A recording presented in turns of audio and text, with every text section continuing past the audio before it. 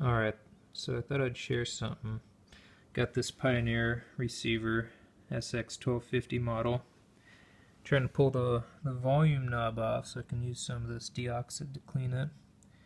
Found out that it has these little circles, these holes, because it won't just pull off like these other ones did. So, doing some research, found out it takes a 1.5 millimeter Allen wrench. This is the first time I've tried this, so let's see what happens.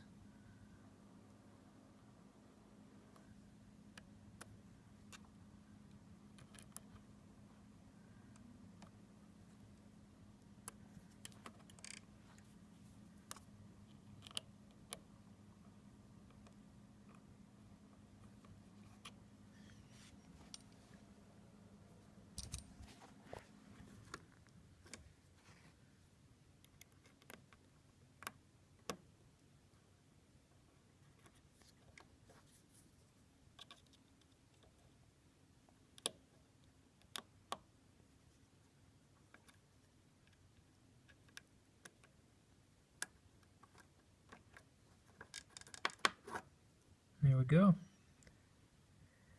Got it off. I can put some of that stuff in there and get this thing cleaned up.